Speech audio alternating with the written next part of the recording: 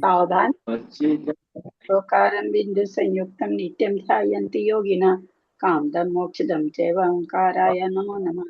कपिल स्तुति घनौघ प्रचालि सकल भूतल कलंका मुनि विरूपासी तीर्थ सरस्वती दूरितम अज्ञानतिमिरान्धानां ज्ञानाञ्जन शलाकया चक्षुरुन्मिलितं येन तस्मै श्री गुरुवे नमः। श्री परम गुरुवे नमः। परम्पराचार्य गुरुभ्यो नमः। सकल कलुष विध्वस्त श्री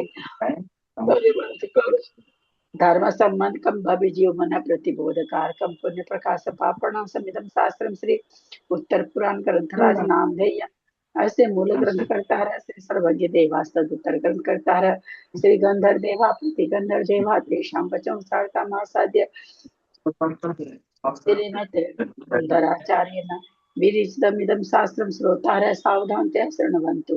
मंगलम भगवान वीरो मंगलम गौतमो वनु मंगलम कुंद कुंदादो जैन धर्मोस्तु मंगलम सर्वमंगल मांगल्यम सर्वकल्याणकारकम प्रधानम सर्वधर्माणां जैनम जयतु शासनम जैनम जयतु शासनम जैनम जयतु शासनम सरस्वती नमस्तुभ्यं वरदे कामरूपिणि विद्यारंभं करिष्यामि सिद्धिर्भवतु मे सदा। व्यासंग जिनवानी माता की जय। परम मांगलिक ग्रंथ उत्तर पुराण ग्रंथराज की जय। गुंधर आचार्य की जय। पन्नालाल जी साहित्यकार की जय। अढ़ाई दीप पे विराजमान सभी आचार्य उपाध्याय सरस्वती के चरणों में नमोस्तु नमोस्तु नमोस्तु। सभी आर्यका माता जी के चरणों में वंदामी वंदामी वंदामी। सभी क्षुल्लक क्षुल्लिका एलक के चरणों में इच्छा में इच्छा में इच्छा में। सभी प्रतिमाधारी के चरणों में ग्रुप में विराजमान प्रतिमाधारी के चरणों में वंदना वंदना वंदना। पूज्य जनों का सादर चरण स्पर्श से सादर जय जन। श्रीमते सकल ज्ञान साम्राज्य पद से धर्म चक्र भृते भरते नम संसार भीम से आदिनाथ भगवान की जय। शुरू कर। राजेंद्र भाई साहब आ गए। राजेंद्र भाई सब जय जिनेंद्र शुरू करें हम। जब लो देवादिदेव मुनि सुरतनाथ भगवान की जय। ग्रुप में विराजमान सभी प्रतिमाधारियों को सादर वंदना। आदरणीय दीदी को जय जिनेंद्र, सभी श्रोताओं को जय जिनेंद्र। कल हम लोगों ने 147 श्लोक तक पढ़ा था। इसमें पढ़ा था कि राजा का पुत्र था और मंत्री का पुत्र था, दोनों ही बड़े दुराचारी थे और मंत्री ने उन्हें उनका कल्याण करते हुए उन्हें मुनि के पास सौंप दिया था, जबकि राजा ने उन्हें मृत्युदंड का आदेश दिया था।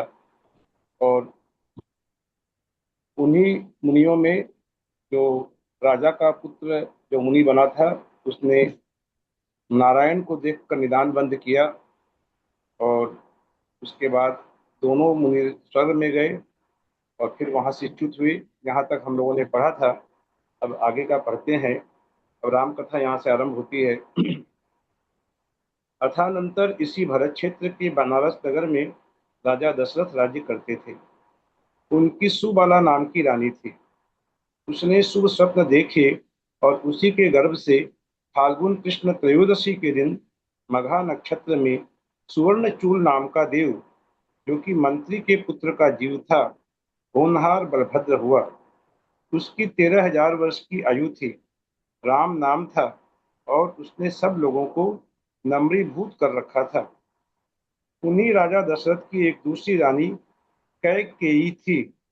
उसने सरोवर, सूर्य, चंद्रमा, धान का खेत और सिंह, ये 5 महाफल देने वाले स्वप्न देखे और उसके गर्भ से माघ शुक्ला प्रतिपदा के दिन विशाखा नक्षत्र में मणिचूल नाम का देव, जो कि मंत्री के पुत्र का जीव था, मंत्री के पुत्र का जीव था, एक टाइप मिस्टेक है यहाँ पे। मंत्री के पुत्र का जीव तो बलभद्र हुआ, यहाँ पढ़ेंगे सुधार लिखकर राजा के पुत्र का जीव था हुआ ये, जो कि राजा के पुत्र का जीव था। इसे सब करेक्शन कर लीजिए कि जो कि राजा के पुत्र का जीव था उत्पन्न हुआ। उसके शरीर पर चक्र का चिन्ह था। 12,000 वर्ष की उसकी आयु थी और लक्ष्मण उसका नाम था। यहाँ पर हम लोगों ने पद्म पुराण में जो रामायण पढ़ी है और ये जो रामायण पढ़ रहे हैं, इन दोनों में कई जगह बहुत सारे अंतर देखने को मिलते हैं। कि पद्म पुराण में हम लोगों ने पढ़ा था भगवान राम की माता का नाम अपराजिता पढ़ा था। यहाँ सुबाला कहा है, तो अपराजिता और सुबाला एक ही होंगे। उनका अपर नाम सुबाला होगा। और सुमित्रा का पुत्र लक्ष्मण था, ऐसा पढ़ा था पद्म पुराण में। यहाँ दिया है कैकेय का पुत्र लक्ष्मण, और केकया का पुत्र भरत दिया था पर पद्म पुराण में सुमित्रा का पुत्र शत्रुघ्न। इसके अलावा रामचंद्र जी के कई नाम भी आए हैं। रामचंद्र जी को पद्म कहा पद्म पुराण में, उनके नाम पर ही पद्म पुराण हुआ। तो राम, पद्म पुराण आदि कई नाम थे उनके। और आयु राम की थी 13,000 वर्ष की, और लक्ष्मण की आयु यहाँ बताई 12,000 वर्ष की। तो जो कि बिल्कुल स्वाभाविक है, क्योंकि लक्ष्मण की मृत्यु राम के पहले होती है।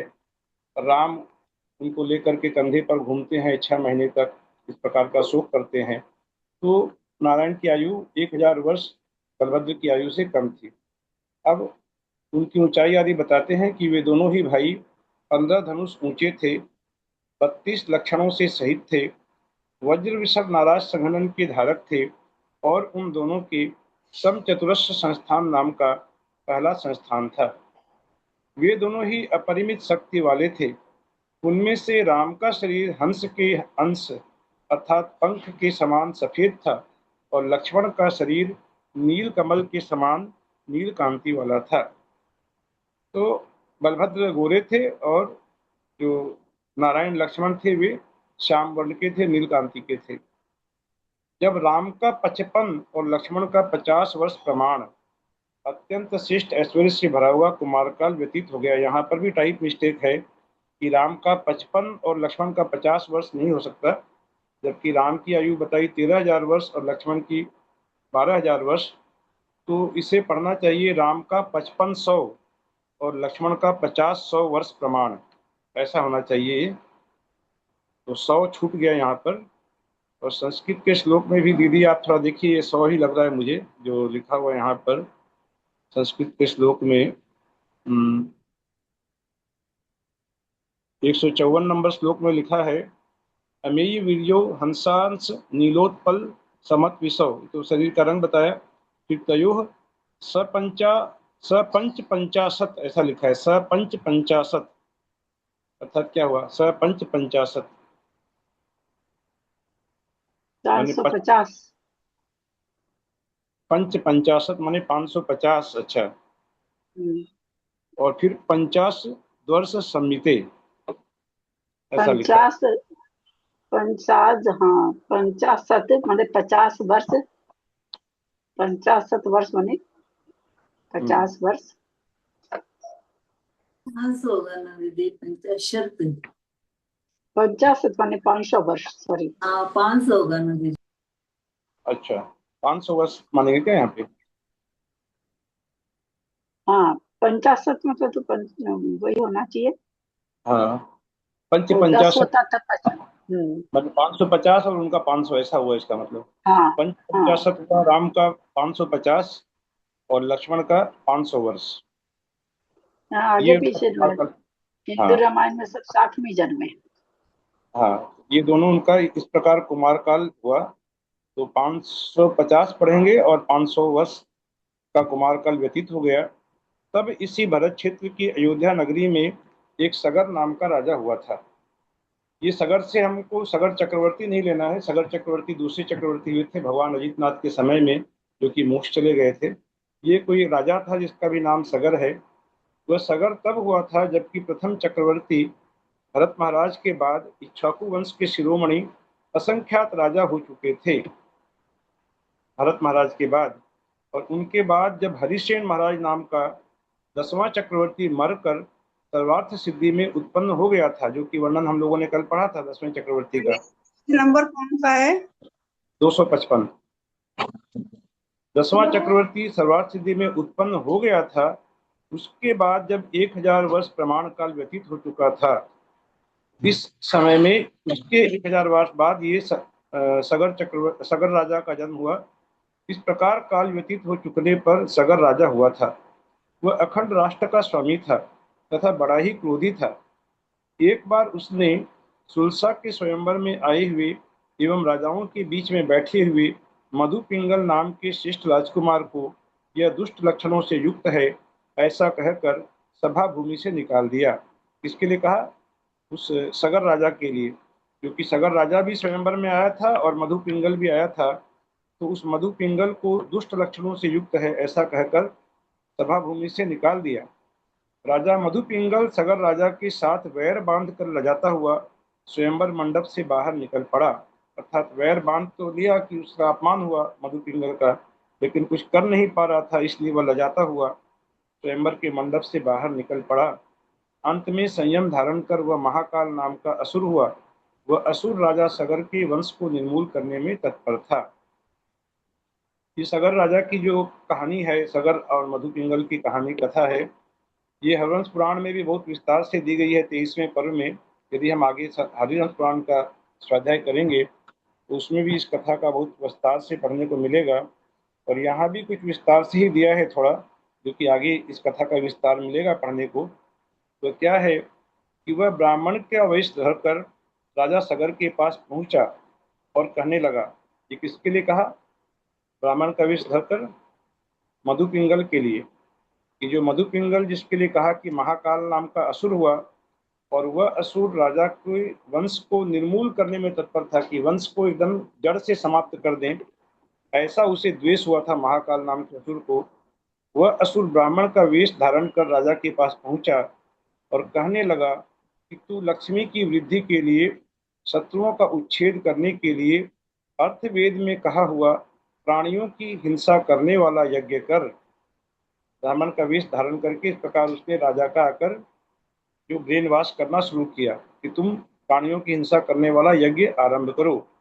इस प्रकार पाप से नहीं डरने वाली उस महाकाल नामक व्यंतर ने उस दुर्बुद्धि राजा को मोहित कर दिया कि राजा से तो पाप कराएगा ही, और स्वयं भी उसे कितना पाप हो रहा है उस महाकाल को उसे है नहीं था, और वह ये बुरे काम में वह लिप्त हो गया। वह भैया राजा भी भैया जी, ये महाकाल नामक व्यंतर किसके लिए कहा है? ये बताया ना, ये मधु पिंगल जिसका अपमान हुआ था उसे बाहर निकाल दिया वहां सभा से, तो ये मधु पिंगल ही मरकर महाकाल व्यंतर हुआ है। इसकी कहानी और आगे विस्तार मिलेगा, इसका आपको अभी पढ़ेंगे आगे में। तो वह राजा भी उसके कहे अनुसार यज्ञ करके पापियों की भूमि अर्थात नरक में प्रविष्ट हुआ। राजा अर्थात वह जिसका नाम है सगर राजा, वह भी उसकी बातों में आ गया और वह यज्ञ करने लगा, और वह पापियों की भूमि नरक में वह राजा गया। इस प्रकार कुमार्ग में प्रवृत्ति करने से इस राजा का सबका सब कुल नष्ट हो गया। जैसा उस व्यंतर महाकाल ने चाहा था कि इसका वंश निर्मूल नष्ट कर दूं, तो वास्तव में उसका निर्मूल ही हो गया। कुल में कोई नाम लेने वाला नहीं रहा उस सगर राजा की। इधर राजा दशरथ ने जब यह समाचार सुना, तब उन्होंने सोचा कि अयोध्या नगर तो हमारी वंश परंपरा से चला आया है। ऐसा विचार कर वे अपने पुत्रों के साथ अयोध्या नगर में गए और वहीं रहकर उसका पालन करने लगे। अर्थात जो सगर राजा था, वह सगर राजा तो उसका वंश निर्मूल हो गया, तो अब अयोध्या नगर में कौन राज्य करे। तो ये समाचार जब दशरथ राजा को पता चला, तो ये अयोध्या नगर हमारी वंश परंपरा से चला आया है, अर्थात भगवान ऋषभ देव भी अयोध्या नगरी में जन्म लिए थे, उसके स्वामी थे। तो वे दशरथ राजा वहां आ गए और उसका पालन करने लगे। वहीं इनकी किसी अन्य रानी से भरत तथा शत्रुघ्न नाम के दो पुत्र और हुए थे। उन रानियों का यहाँ नाम नहीं दिया, कहा उनके दो पुत्र और हुए थे। तो रावण को मारने से राम और लक्ष्मण का जो यश होने वाला था, उसका एक कारण था, वह यह है कि उसी समय मिथिला नगरी में राजा जनक राज्य करते थे। उनकी अत्यंत रूपवती तथा विनय आदि गुणों से विभूषित वसुधा नाम की रानी थी। राजा जनक की रानी का नाम दिया, बताया क्या? वसुधा। वैदेही नाम भी शायद आता है, पद्म पुराण में वैदेही नाम पढ़ा था, जैसे याद आ रहा है, पिता की माँ का नाम, या वसुधा नाम दिया। तो राजा जनक की वसुधा नाम की रानी से सीता नाम की पुत्री उत्पन्न हुई थी। जब वह नवयौवन को प्राप्त हुई, तब उसे वरने के लिए अनेक राजाओं ने अपने अपने दूत भेजे, परंतु राजा ने यह कहकर कि मैं यह पुत्री उसी के लिए दूंगा जिसका कि दैव अनुकूल होगा, उन आए दूतों को विदा कर दिया। कि बहुत से दूत आए प्रस्ताव लेकर के कि सीता हमें दी जाए, हमारे राजा को, लेकिन राजा जनक ने उनका प्रस्ताव स्वीकार नहीं किया और कहा कि जिसका दैव अनुकूल होगा उसी को मैं अपनी पुत्री दूंगा। अथानंतर किसी एक समय राजा जनक विद्वज्जनों से सुशोभित सभा में बैठे हुए थे। वहीं पर कार्य करने में कुशल तथा हित करने वाला कुशलमती नाम का सेनापति बैठा था। राजा जनक ने उससे एक प्राचीन कथा पूछी। वह कहने लगा कि पहले राजा सगर, रानी सुलसा तथा घोड़ा आदि अन्य कितने ही जीव यज्ञ में होमे गए थे कि राजा सगर भी यज्ञ में उसने अपने आप की आहुति दे दी, सुलसा की आहुति दे दी, अनेक घोड़े अनेक प्राणी यज्ञ में होमे गए थे, तो वे सब शरीर सहित स्वर्ग गए थे। यह बात सुनी जाती है कि जैसी मिथ्या मान्यता चला दी गई कि जो इस प्रकार यज्ञ में अपनी आहुति देगा वह उस शरीर के साथ ही स्वर्ग में जाएगा, तो ऐसा यहाँ पर राजा तो जनक अपनी ने रानी, भाई साहब, अपनी रानी सुरसा को भी होम ये दिया, उसको भी यज्ञ में झोंक इसमें दिया और लिखा अपने है। खुद चला गया। हाँ, तभी तो कहा कि फिर वो नरक में गया। पहले पढ़ा ना कि वो उसको तो ये सब हम ये लोग अष्टपाहुड़ में रानी बहुत सुरसा तथा घोड़ा आदि। अष्टपाहुड़ में नहीं, अष्टपाहुड़ में नहीं थी क्या तुम सरोज? हाँ, हाँ? अष्टपाहुड़ का जब स्वाध्याय चला था तब नहीं थे क्या आप लोग? खूब विस्तार से वहां तो था इसका वर्णन, हाँ, खूब विस्तार, बहुत भयंकर विस्तार से था अष्टपाहुड़ में। अष्टपाहुड़ में क्या? अच्छा अच्छा। बहुत ज्यादा विस्तार है वहां पर इसका। और हरिवंश पुराण में कैसे भी कैसे साथ के दिखा वर्णन है। दिया, वो राजा के माँ बाप को दिखा दिया आकाश में क्या क्या करा कि देखो ये लोग सब स्वर्ग गए, हम आपको दिखा रहे हैं, ये लोग देखिए बोल रहे हैं कि हम लोग बलि दिए तो हम लोग स्वर्ग में आ गए। बहुत हाँ। ज्यादा वर्णन अष्टपाहुड़ में, तो बहुत सारा ज्यादा। दिखाया था उस देव ने। हाँ, सारा दिखाया था उसने का। और ऐसे वर्णन जो आप बोले ना दीदी, ऐसा ही इसमें भी है, हरिवंश पुराण में भी है। और इसमें भी अभी हमने को आगे में बहुत अच्छा वर्णन आ रहा है इसमें भी, यहाँ उत्तर पुराण में भी। तो ये कह रहा है कि वे सब शरीर सहित स्वर्ग गए थे। यह बात सुनी जाती है। यदि आजकल भी यज्ञ करने से स्वर्ग प्राप्त होता हो तो हम लोग भी यथा योग्य रीति से यज्ञ करें। राजा जनक बड़े भोले थे, सीधे थे कि वे यज्ञ करने से यदि स्वर्ग प्राप्त होता है तो क्यों नहीं हम लोग भी यज्ञ करें, ऐसा उन्होंने सभा में प्रस्ताव दिया। तो राजा के इस प्रकार वचन सुनकर सेनापति कहने लगा कि सदा क्रोधित हुए नागकुमार और असुर कुमार परस्पर की मत्सरता से एक दूसरे के प्रारंभ किए हुए कार्यों में विघ्न करते हैं। कि भाई आप यज्ञ करना चाहते हैं वो ठीक है, लेकिन इसमें क्या विघ्न आ सकता है कि जो नागकुमार और असुर कुमार, इन दोनों का जो आपस में जो वैर भाव चलता है और ये कार्य में विघ्न करते हैं, नागकुमार और असुर कुमार, क्योंकि इनका आपस में वैर भाव है। तो चूंकि यज्ञ की यह रीति महाकाल नाम के असुर ने चलाई है, अतः प्रतिपक्षियों के द्वारा इसमें विघ्न किए जाने की आशंका है कि ये तो महाकाल नाम के असुर ने चलाई है, ये असुर कुमार है, और इधर नाग कुमार विघ्न करते हैं एक दूसरे कार्य में, तो ये आशंका है। इसके सिवाय एक बात यह भी है कि नागकुमारों के राजा धर्मेंद्र ने नमी तथा विनमी का उपकार किया था, जो कि कई जगह हम लोग पढ़े हैं। आदि पुराण में भी इसका वर्णन था कि वे नमी विनमी आकर भगवान के चरणों से लिपट गए थे कि धर्मेंद्र ने उन्हें विजात पर्वत की दोनों श्रेणियों का राज्य दिया और विद्याधर हुए ये लोग। तो इसलिए उसका पक्षपात करने वाले विद्याधर अवश्य ही यज्ञ का विघात करेंगे। इसका कि नाग कुमारों के राजा हैं धर्मेंद्र ने ये विद्याधर वंश स्थापित किया था। तो ये विद्याधर जो हैं वे अपने नाग कुमारों के राजा धर्मेंद्र का पक्षपात करने के लिए असुर कुमार द्वारा चलाई हुई इस रीति का विरोध करने के लिए यज्ञ का विघात करेंगे, ऐसा सेनापति कहता है। तो यज्ञ उन्हीं का सिद्ध हो पाता है जो कि उसके विघ्न दूर करने में समर्थ होते हैं। यद्यपि विद्याध पर्वत पर रहने वाले विद्याधरों को इसका पता नहीं चलेगा, आप जो यज्ञ करने जा रहे हैं महाराज, उसका पता यद्यपि उन्हें नहीं चलेगा, यह ठीक है, तथापि यह निश्चित है कि उनमें रावण बड़ा पराक्रमी और मान रूपी ग्रह से अधिष्ठित है। क्योंकि रावण भी विद्याधर था, तो रावण बड़ा पराक्रमी और बड़ा मान रूपी ग्रह से अधिष्ठित है। उससे इस बात का भय पहले से ही है कि कदाचित वह यज्ञ में विघ्न उपस्थित करे।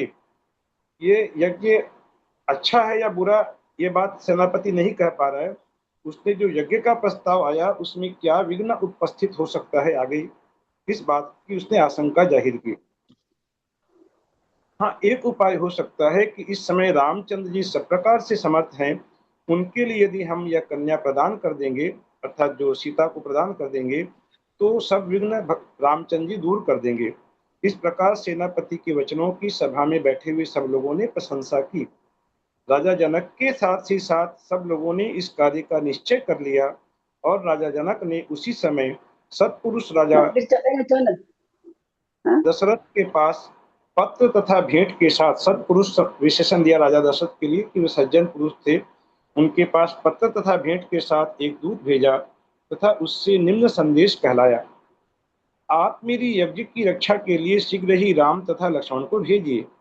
यहाँ राम के लिए सीता नामक कन्या दी जाएगी।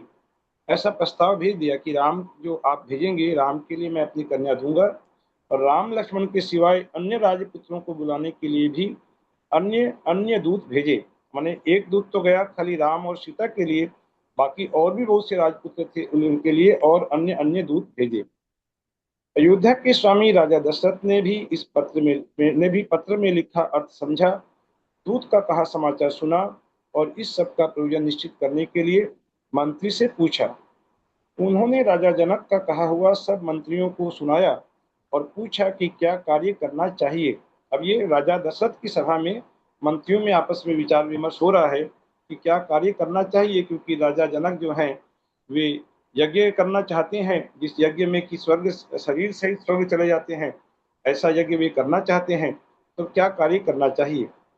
इसके उत्तर में आगमसार मंत्री निम्नांकित अशुभ वचन कहने लगा। अशुभ वचन कहने लगा अर्थात उसने इस यज्ञ का समर्थन करना आरंभ किया, इसलिए वह अशुभ वचन कहा। यहाँ पर अशुभ वचन कहने लगा कि यज्ञ के निर्विघ्न समाप्त होने पर दोनों लोकों में उत्पन्न होने वाला हित होगा कि हे महाराज, ये यज्ञ यदि निर्विघ्न समाप्त हो जाता है, जिसकी का भय है राजा जनक को, जिसके लिए वे राम और पुत्र को यहाँ बुलाना चाह रहे हैं, तो ये यदि निर्विघ्न समाप्त हो जाएगा तो दोनों लोक में, इस लोक में और अपर लोक में भी हित होगा, कल्याण होगा और उससे इन दोनों कुमारों की उत्तम गति होगी। अर्थात इन कुमारों को भी यदि होम दिया जाए तो इनकी बहुत उत्तम गति होगी। ऐसे अशुभ वचन उस आगमसार मंत्री ने कहे।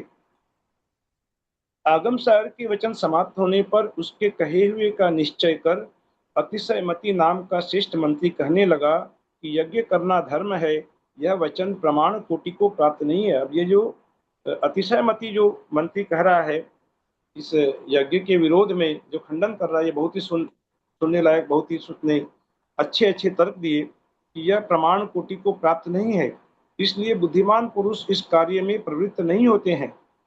वचन की प्रमाणता वक्ता की प्रमाणता से होती है कि वह वक्ता जो है वह कितना प्रमाणिक है, उससे वचन की प्रमाणता होती है। जिनमें समस्त प्राणियों की हिंसा का निरूपण है, ऐसे यज्ञ प्रवर्तक आगम का उपदेश करने वाले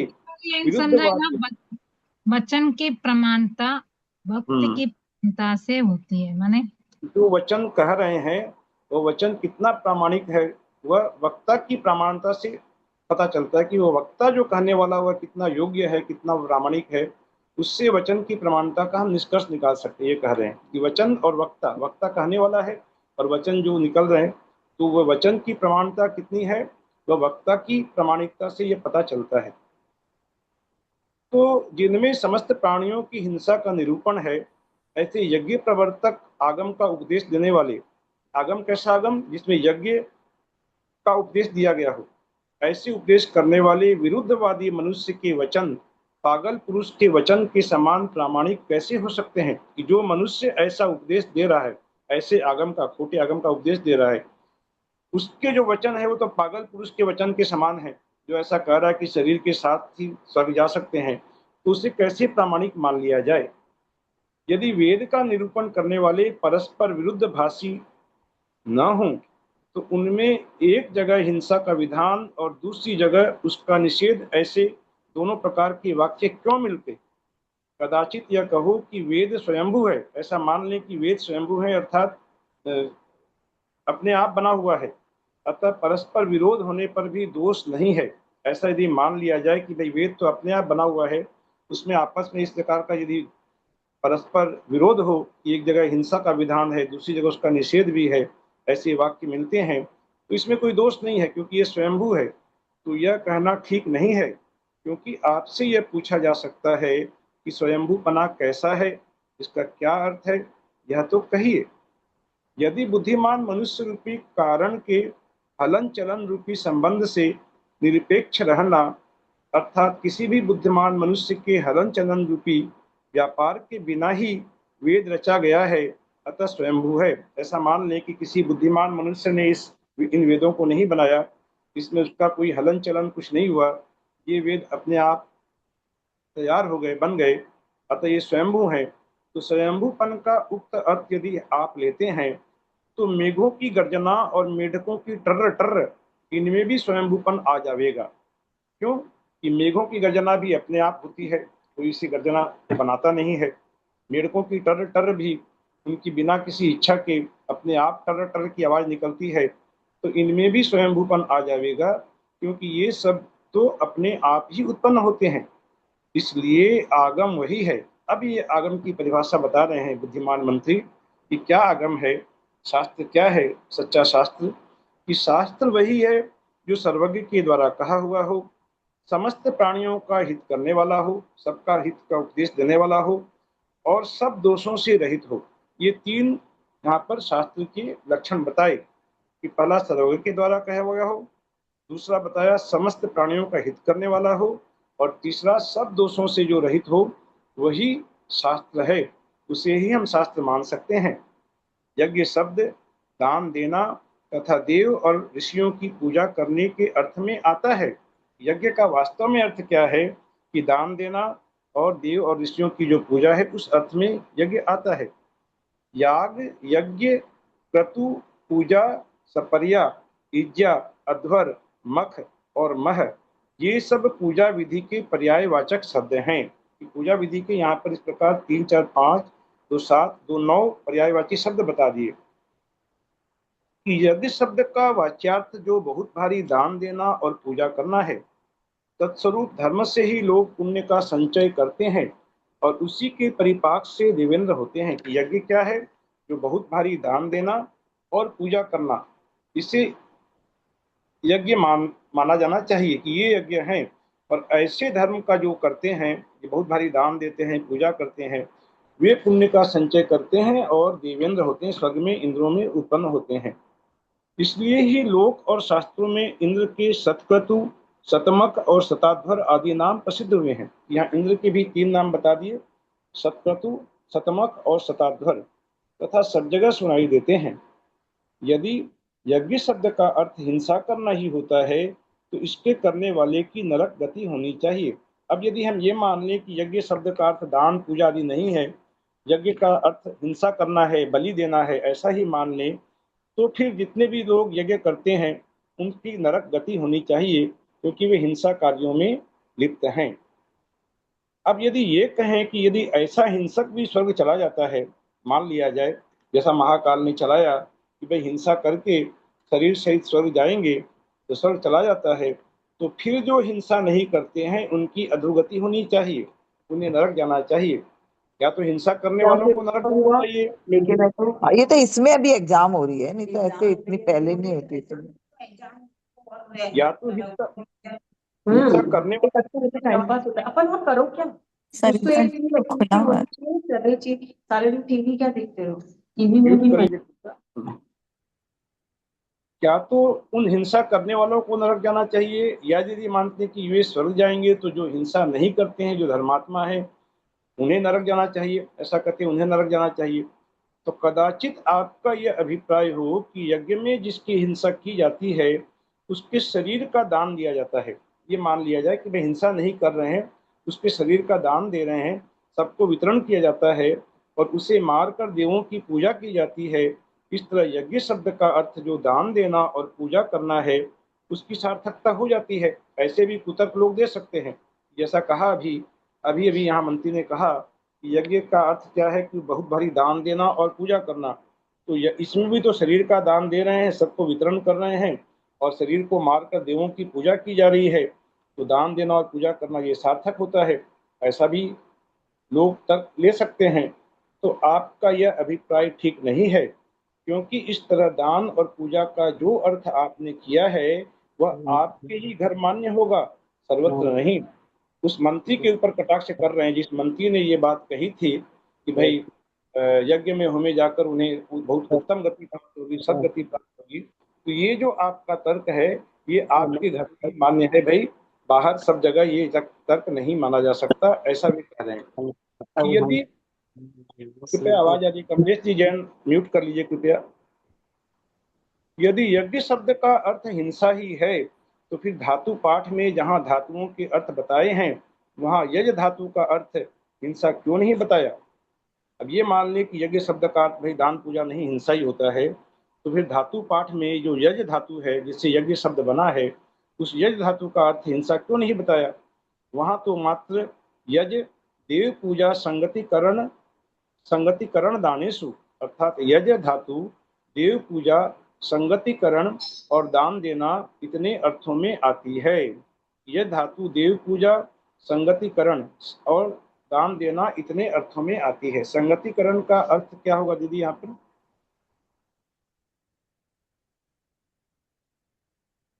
लिखा है कि अर्थात यह धातु देव पूजा संगतिकरण और दान देना इतने अर्थों में आती है,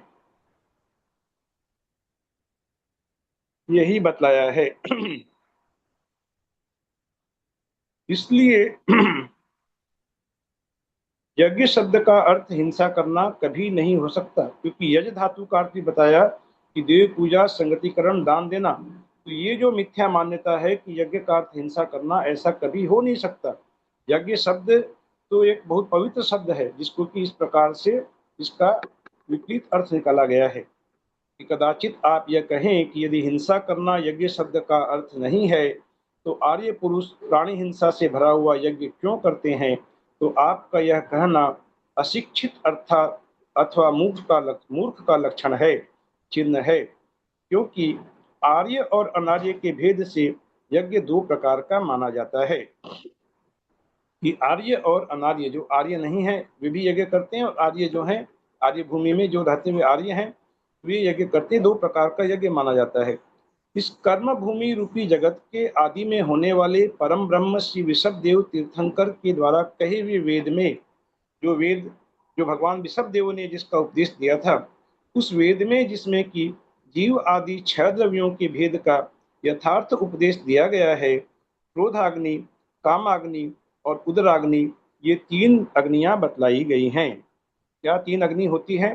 भगवान ने क्या उपदेश दिया कि एक क्रोधाग्नि जिसमें जीव क्रोध में जलता है, एक कामाग्नि और एक उदराग्नि जो पेट की जो भूख लगती है वह उदराग्नि। ये 3 प्रकार की अग्नियां बताई गई हैं।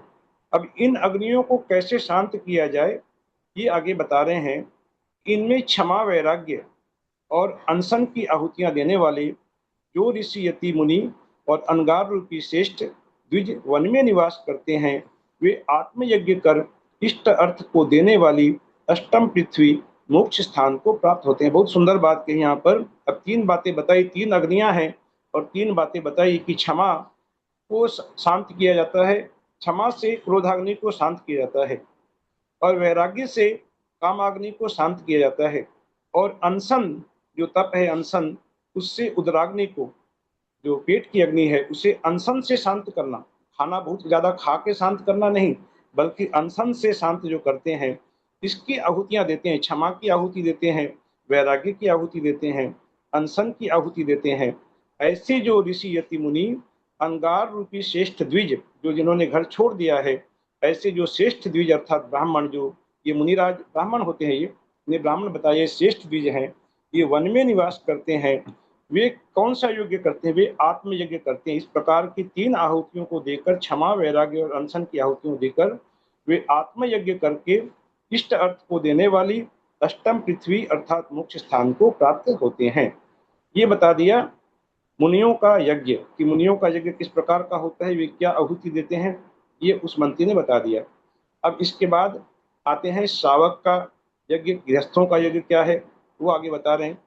इसके सिवाय तीर्थंकर गणधर और अन्य केवलियों के उत्तम शरीर के संस्कार से पूज्य एवं अग्नि कुमार इंद्र के मुकुट से उत्पन्न हुई 3 अग्नियां हैं, जो कि हम लोग पढ़े थे आदि पुराण में, बहुत विस्तार से आया था कि तीर्थंकर कुंड, गणधर कुंड और केवली कुंड, ये सब वर्णन पढ़े थे। तो ये 3 अग्नियां हैं, उनमें अत्यंत भक्त तथा दान आदि उत्तमोत्तम क्रियाओं को करने वाले तपस्वी गृहस्थ जो तपस्वी भी हैं, जो मुनि नहीं है लेकिन वे तपस्वी हैं, गृहस्थ हैं, परमात्मा पद को प्राप्त हुए, अपने पिता तथा पितामह को उद्देश्य कर। तीर्थंकर अंकल जी एक बार, भाई साहब तीर्थंकर तीन अग्नि कौन सी होती है? भाई हाँ, साहब तीन अग्नि, ये है ना तीर्थंकर अग्नि, तीन अग्नि कौन सी होती तीर्थंकर कुंड, कुंड होता है ना, जब अभी भी जो विधान आदि करते हैं तो वहां पर प्रतिष्ठाचार्य 3 कुंड बनाते हैं जो बहुत है? हाँ तो तीर्थंकर कुंड की रचना की जाती है, फिर आपके गणधर कुंड की रचना होती है और केवली कुंड की रचना होती है, सामान्य केवली कुंड की रचना होती है। उनमें जो अग्नि प्रज्वलित होती है उसमें फिर वो यज्ञ करते हैं वहां पर हाँ ठीक। विधान के बाद में, उसी की यहाँ पर बात हो रही है यहाँ पर। तो अपने पिता तथा प्रपितामह को उद्देश्य कर ऋषि पंडित वेद में कहे हुए मंत्रों का उच्चारण करते हुए जो अक्षत गंध फल आदि के द्वारा आहुति दी जाती है वह दूसरा आर्ष यज्ञ कहलाता है। कि एक पहला तो यज्ञ बता दिया आत्मयज्ञ जो कि मुनिराज करते हैं क्षमा वैराग्य और अनशन की आहुतियों को देकर, और ये दूसरा आर्ष यज्ञ जो व्यस्त करते हैं, जो निरंतर ये यज्ञ करते हैं, जो इस प्रकार के पूजा पाठ यज्ञ आदि की क्रियाएं जो संपादित करते हैं, वे इंद्र सामानिक आदि माननीय पदों पर अधिष्ठित होकर लौकांतिक नामक देव ब्राह्मण होते हैं। क्या बताया? इंद्र एक पद बताया, एक सामानिक आदि पद की, सामानिक जो होते हैं कि जो इंद्र के समान ही वैभव के धारी होते हैं, सिर्फ इसमें बताया इसको छोड़ करके होता है ना वो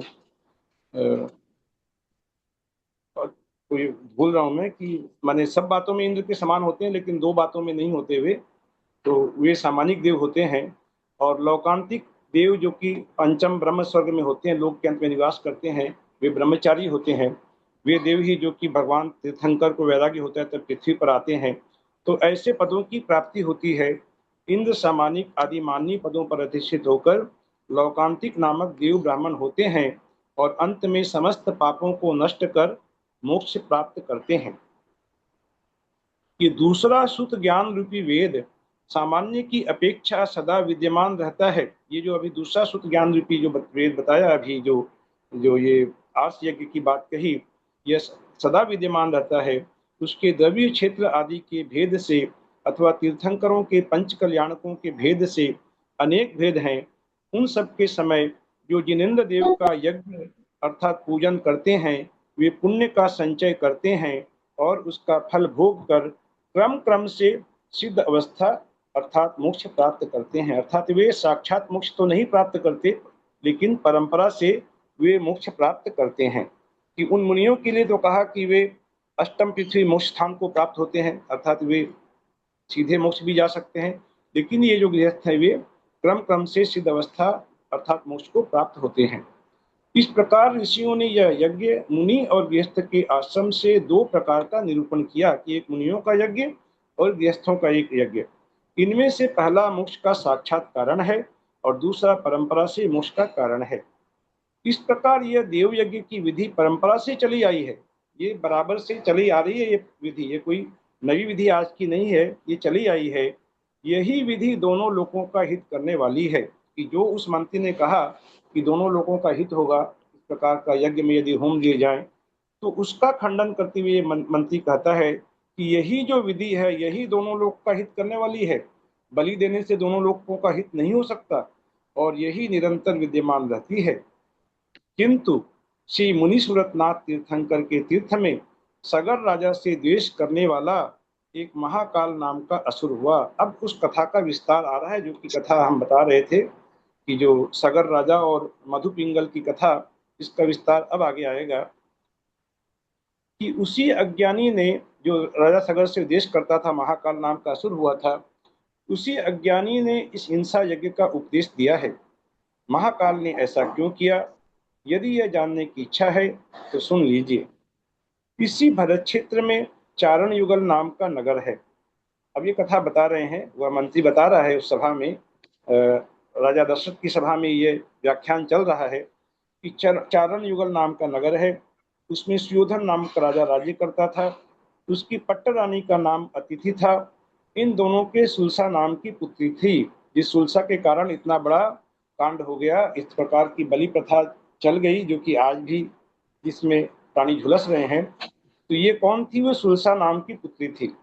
उसके स्वयंवर के लिए दूतों के कहने से अनेक राजाओं का समूह चारण युगल नगर में आया था। अयोध्या का राजा सगर भी, जिस अयोध्या की बात हो रही है कि राजा सगर जिसका वंश निर्मूल नष्ट हो गया, उसके बाद दशरथ वहां पर आए राज्य करने के लिए, तो वह राजा सगर भी उस स्वयंवर में जाने के लिए उद्यत था। परंतु उसके बालों के समूह में एक बाल सफेद था। तेल लगाने वाले सेवक से उससे विदित हुआ कि यह बहुत पुराना है। जो तेल लगाता था सेवक, उससे यह जानकारी मिली कि यह सफेद बाल जो एक हो गया है, जो कि बहुत वर्षों से चला आ रहा है, बहुत पुराना हो गया है। यह जानकर वह स्वयंवर में जाने से विमुख हो गया। उस सफेद बाल की जानकारी प्राप्त हुई तो उससे निर्वेद वैराग्य हुआ। उसने स्वयंवर में जाना उचित नहीं समझा, उसे भोगों से विरक्ति हुई, निर्विराग वैराग्य हुआ। और राजा सगर की एक मंदोदरी नाम की धाई थी जो बहुत ही चतुर थी। उसने सगर के पास जाकर कहा, अब सगर के जो उसके जो वैराग्य हुआ है, उसके वैराग्य के चित्त को वापस मोड़ने का काम कर रही है कौन? मंदोदरी नाम की धाई। उसने जाकर कहा कि यह सफेद बाल नया है। भाई राजा, आप ये बहुत पुराना नहीं है, ये आपका नया बाल है और तुम्हें किसी पवित्र वस्तु का लाभ होगा, यह कह रहा। इस प्रकार से उसके चित्त को दिग्भ्रमित किया। भाई ये जो सफेद बाल हुआ है, ये इस बात का सूचक है कि आपको बहुत ही कोई पवित्र वस्तु मिलने वाली है। उसी समय विश्वभू नाम का मंत्री भी वहां आ गया और कहने लगा कि यह सुलसा अन्य राजाओं से विमुख होकर जिस तरह आपको ही चाहेगी, उस तरह मैं कुशलता से सब व्यवस्था कर दूंगा। ऐसी व्यवस्था कर दूंगा कि सुलसा ये आपको ही चाहेगी, अन्य किसी को वरण नहीं करेगी। मंत्री के वचन सुनने से राजा सगर बहुत प्रसन्न हो गया। अब जो वैराग्य थोड़ी देर पहले हुआ था, वह वैराग्य रफू चक्कर हो गया और अब राजा का जो चित्त है वह सुलसा की तरफ खिंचाव उसका हो गया। वह चतुरंग सेना के साथ राजा सुयोधन के नगर की ओर चल दिया और कुछ दिनों में वहां पहुंच भी गया। सगर की मंदोदरी धाई भी उसके साथ आई थी। उसने सुलसा के पास जाकर राजा सगर के कुल, रूप, सौंदर्य, पराक्रम, नय, विनय, विभव, बंधु संपत्ति तथा योग्य वर में जो अन्य प्रशंसनीय गुण होते हैं, उन सबका व्याख्यान किया। बहुत जाकर के राजा की इतनी प्रशंसा की सुलसा के पास जाकर, तो अब सुलसा क्या है, यह सब जानकर राजकुमारी सुलसा राजा सगर में आसक्त हो गई। सुलसा भी जब इतने गुणों की प्रशंसा सुनी, उसका भी चित्त अनुरक्त हो गया। जब सुलसा की माता अतिथि को इस बात का पता चला, हरिवंश पुराण में भी ये वर्णन आया है, वहां पर सुलसा की माता का नाम दिति आया है और यहाँ अतिथि बताया कि अतिथि को इस बात का जब पता चला, तब उसने युक्तिपूर्ण वचनों से राजा सगर की बहुत निंदा की और कहा, अब ये जो क्या नाम बताया उसका धाय का, मंदोदरी। मंदोदरी ने तो आकर के सुलसा को राजा सगर की बहुत गुणों की प्रशंसा की और माता अतिथि को जब पता चला तो माता को सगर पसंद नहीं था। राजा सगर की मां ने निंदा की और कहा कि सुरम्य देश के पोदनपुर नगर का राजा बाहुबली के वंश में होने वाले राजाओं में श्रेष्ठ, क्योंकि बाहुबली भी पोदनपुर के राजा थे, तो कहा बाहुबली के वंश में होने वाले राजाओं में श्रेष्ठ तृण पिंगल नाम का मेरा भाई है। अपने भाई के लिए माता कह रही है, अर्थात वह सुलसा का मामा हो गया तृण पिंगल। उस मामा के पुत्र की बात आ रही है कि तृण पुंगल नाम का मेरा भाई है जो तुम्हारा मामा है, उसकी रानी का नाम सरियसा है और उन दोनों के मधु पिंगल नाम का पुत्र है। अर्थात तुम्हारे मामा का पुत्र मधु पिंगल है, जो वर के योग्य समस्त गुणों से गुणनीय है, प्रशंसनीय है और नई अवस्था में विद्यमान है। आज तुझे मेरी अपेक्षा से ही उसे वरमाला डालकर सम्मानित करना चाहिए कि तू मेरी बात मान, मैं तेरी माँ हूँ, तेरा हित की बात मैं सोचती हूँ, तो तू सगर के गले में नहीं डालकर उस मधु पिंगल के गले में वरमाला डाल। सौत का दुख देने वाले अयोध्यापति राजा सगर से तुझे क्या प्रयोजन है? वह तो सौत, उसकी तो अनेक रानियां हैं, तुझे सौत का दुख होगा, उससे तुझे क्या प्रयोजन है? माता अतिथि ने ये वचन कहे, जिन्हें सुलसा ने भी उसके आग्रहवश स्वीकार कर लिया। उसी समय अतिथि देवी ने किसी उपाय से कन्या के समीप मंदोदरी का आना जाना आदि बिल्कुल रोक दिया कि अब ये मंदोदरी आके फिर वापस से उसे बहकाएगी राजा सगर के लिए, इसीलिए उसका आना जाना वहां बंद कर दिया।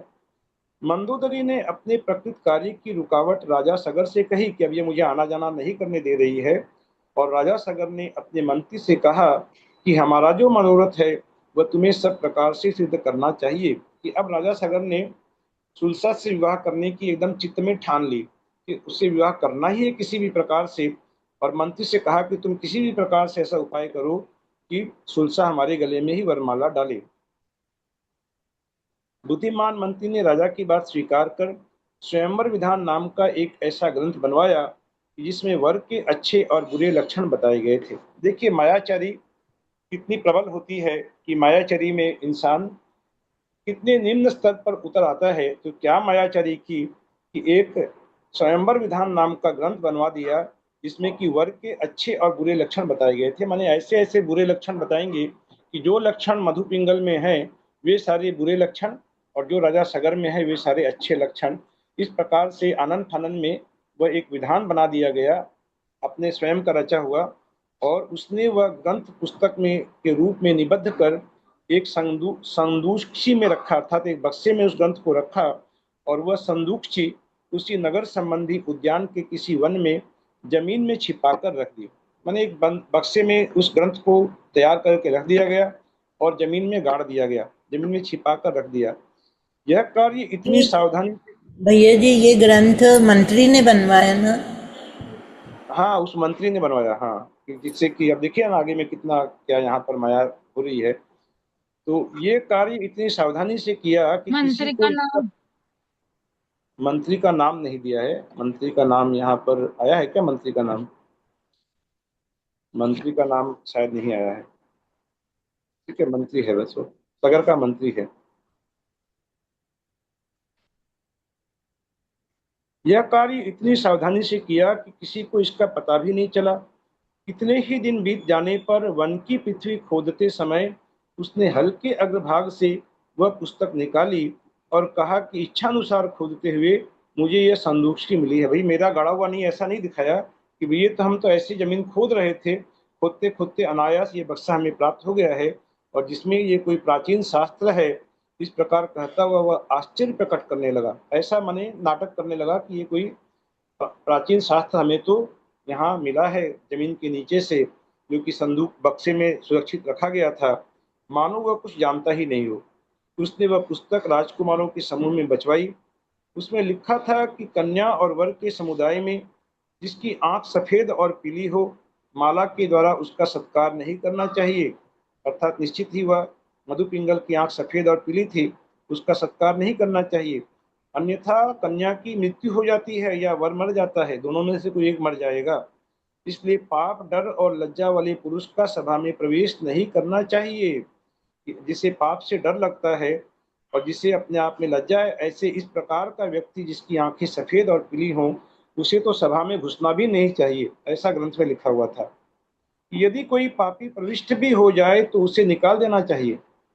मधुपिंगल में यह सब गुण विद्यमान थे, अतः वह यह सब सुन लज्जावश वहां से बाहर चला गया।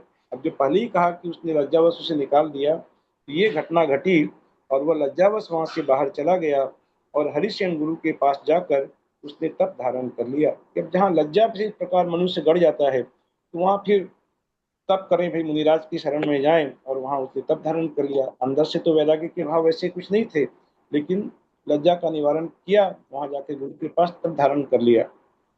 यह जानकर अपनी इष्ट सिद्धि होने से राजा सगर, अब राजा की इष्ट सिद्धि हो गई, राजा का मनोरथ पूरा हो गया कि रास्ते के कांटे को बाहर निकाल फेंका इस प्रकार की मायाचारी करके।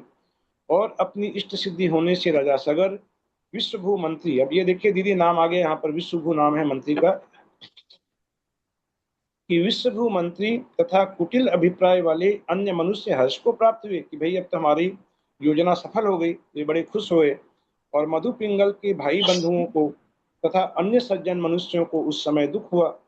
देखो, स्वार्थी मनुष्य दूसरों को ठगने से उत्पन्न हुए बड़ी भारी पाप को नहीं देखते हैं कि ये जो हम ठगने का काम करते हैं, लोगों को इस प्रकार से तरह तरह के मायाचारी करते हैं, इससे कितना पाप होता है ये नहीं देखते हैं।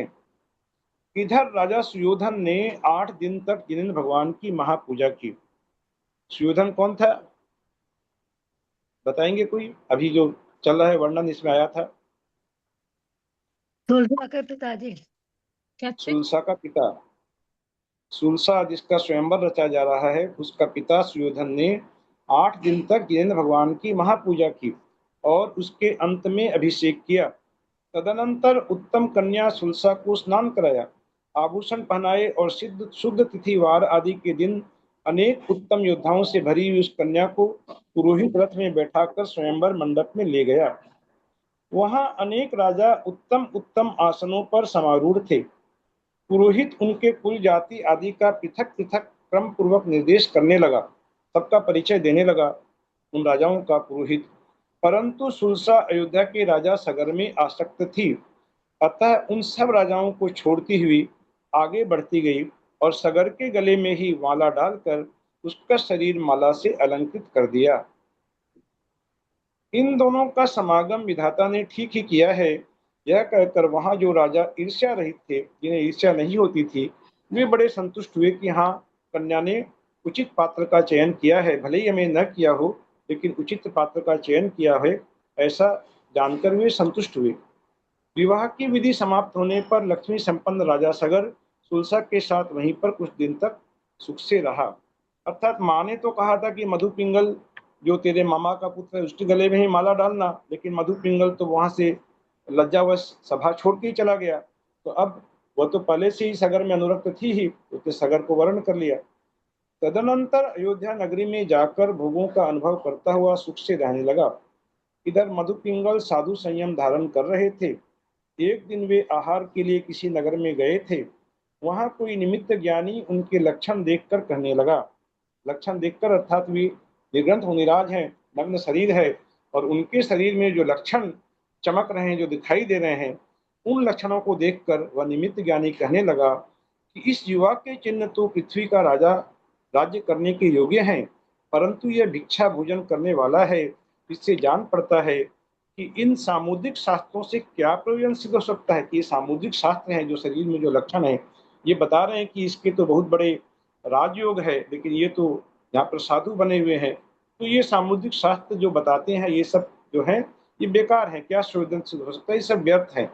इस प्रकार उस निमित्त ज्ञानी ने लक्षण शास्त्र अर्थात सामुद्रिक शास्त्र की निंदा की। उसके साथ ही दूसरा निमित्त ज्ञानी था, वह कहने लगा कि यह तो राज्य लक्ष्मी का ही उपभोग करता था, ये तो राज वंश का ही था, राजा ही था। परंतु सगर राजा के मंत्री ने झूठ मूठी कृत्रिम शास्त्र दिखाकर इसे दूषित ठहरा दिया। उन लोगों ने ऐसी योजना करके उसे दूषित ठहराया और इसलिए इसने लज्जावश तप धारण कर लिया। इसके चले जाने पर सगर ने सुलसा को स्वीकृत कर लिया। ऐसी सारी बातों का खुलासा उस दूसरे निमित्त ज्ञानी ने जब मुनिराज के सामने ही किया, तो उस निमित्त ज्ञानी के वचन सुनकर मधु पुंगल मुनि क्रोधाग्नि से प्रज्वलित हो गए। लेकिन बहुत कम ऐसा आता है शास्त्रों में वर्णन कि मुनि क्रोधाग्नि से प्रज्वलित हो जाते हैं। एक द्वीपायन मुनि का क्रोध का वर्णन आया था। द्वीपायन मुनि भी इसी प्रकार से भवंतिक देवों में गए क्रोध के कारण, जो कि हो सकता है मोक्ष चले जाते, लेकिन भवंतिक देवों में गए, द्वारिका नगरी का विनाश किया उन्होंने क्रोध से कारण उस देव ने। तो यहाँ ये जो मुनिराज जो मधु पिंगल, ये भी ये वचन सुनकर उसकी जब मायाचारी को सुना तो क्रोधाग्नि से प्रज्वलित हो गए। मैं इस तप के फल से दूसरे जन्म में राजा सगर के समस्त वंश को निर्मूल करूंगा, ऐसा मुनि अवस्था में ही इस प्रकार का निश्चय ठान लिया। ऐसा उन बुद्धिहीन मुनि मधु पिंगल मुनि ने निदान कर लिया कि अब ये जो तप कर रहे हैं उस तप का फल स्वर्ग या मोक्ष प्राप्त हो सकता था, लेकिन उन्होंने निदान कर लिया कि मुझे ये फल प्राप्त हो कि मैं इसको समूल नष्ट करूं, इसके वंश को। तो अंत में मरकर वे असुरेंद्र की महिष जाति की सेना की पहली कक्षा में 64,000 असुरों का नायक महाकाल नाम का असुर हुआ। वहां उत्पन्न होते ही उसे अनेक आत्मीय देवों ने घेर लिया। मैं इस देवलोक में किस कारण से उत्पन्न हुआ हूँ, जब वह इस बात का स्मरण करने लगा तो उसे विभंगावधि ज्ञान के द्वारा, जो कुअवधि ज्ञान होता है, विभंगावधि ज्ञान, उसके द्वारा अपने पूर्व भाव के सब समाचार याद आ गए। याद आते ही उस पापी का चित्त क्रोध से भर गया। मंत्री और राजा के ये जी विभंगावधि ज्ञान का क्या बताया? ये बताया ना, ये अवधि ज्ञान का एक भेद है, जो कुअवधि ज्ञान है। ये देवों को तो अवधि ज्ञान होता है, लेकिन ये विभंगावधि ज्ञान, जो कुअवधि ज्ञान, जिससे कि जान करके जिसके स्मरण करके फिर वे खोटे काम करते हैं, ये उसे कहते हैं। कि मंत्री और राजा के ऊपर उसका वैर जम गया, उसे सारी बातें स्मरण आ गई थी। यद्यपि उन दोनों पर उसका वैर जमा हुआ था, क्योंकि मंत्री भी पाप कार्य में शामिल था और राजा ने करवाया था और मंत्री ने किया था, तो दोनों के ऊपर उसका भयंकर वैर था। और उससे वह उन्हें जान से नहीं मारना चाहता था, वो तो उन्हें बहुत ही बुरी तरह से बदला लेना चाहता था। उसके बदले वह उनसे कोई भयंकर पाप करवाना चाहता था, जिससे कि बहुत लंबे समय तक वे इसकी पीड़ा को भोगें, ऐसा पाप करवाना चाहता था। वह असुर इसके योग्य उपाय तथा सहायकों का विचार करता हुआ पृथ्वी पर आया, परंतु उसने इस बात का विचार नहीं किया कि इससे मुझे बहुत भारी पाप का संचय होता है। ये बहुत अंडरलाइन करने वाली बात है कि उसने, वह पृथ्वी पर आया उनसे बहुत भारी भयंकर पाप करवाने की मनसा से, लेकिन उस असुर कुमार ने इस बात का विचार नहीं किया कि इससे मुझे कितने पाप का संचय अब होता है, मैं कितने पाप का भागी बनूंगा, ऐसा विचार नहीं किया। तो आचार्य कहते हैं कि ऐसी मूर्खता के लिए धिक्कार हो। उधर वह अपने कार्य के योग्य उपाय और सहायकों की चिंता कर रहा था, उधर उसके अभिप्राय को सिद्ध करने वाली दूसरी घटना घटित हुई, जो कि इस प्रकार है। अब ये यहीं तक 255 तक ही पढ़ना है हमें, आज का समय भी हो गया, 7:57 हो गया। हाँ 55 तक, हाँ दीदी, 255 तक ही होगा ना? हाँ आज 255 तक ही है। 255 हाँ तक होगा ना? हाँ 255 तक जो है, अब मैं बताता हूँ थोड़ा सा आगे क्या होने वाला है। कि अब आगे जो है, जो कथा जो वसु राजा की और नारद और जो है ना क्षीर कदम्बक की जो कथा जो आती है, हम लोग पढ़ते हैं इसमें 10 दर्शन में भी की वसु झूठ से थी नरक पहुंचा, सूरत में नारद गया। अब ये कथा आगे होने वाली है। ये जो नारद है, जो कि बलि प्रथा का, जिसके कारण नारद के कारण ही नारद का समर्थन किया वसु राजा ने और बलि प्रथा प्रचलित हुई।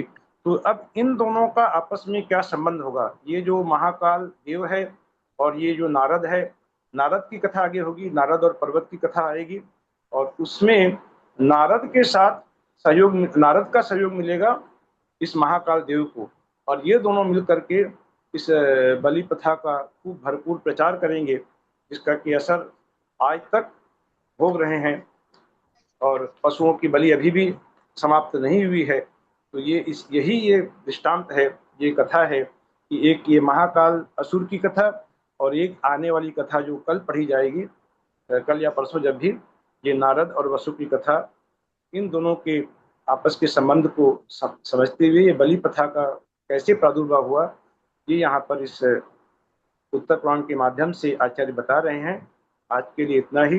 जय बोलो देवाधिदेव मुनीश्वरनाथ भगवान की जय।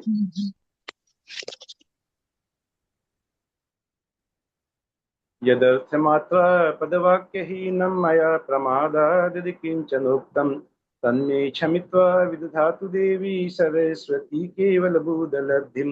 बोधि समाधि परिणाम शुद्धि स्वात्मोपलब्धि शिवसौख्य सिद्धि। चिंतामणिं चिंतित वस्तुदाने तं वन्द्यमानस्य ममास्तु देवी। जावाणी के ज्ञान ते सूझे लोकालोक, सोवाणी मस्तक नमो सदा देत हो धोक। हे जिनवाणी भारती तो ही जपू दिन रैन, जो तेरा शरणागहि सो पावे सुख चैन। देव जो अरिहंत को गुरु से हो निर्ग्रंथ, दया धर्म पालू सदा यही मोक्ष का पंथ। बोलो दास सांगिन वाणी माता की जय। कायु सर्गम करो में हम। ठीक है।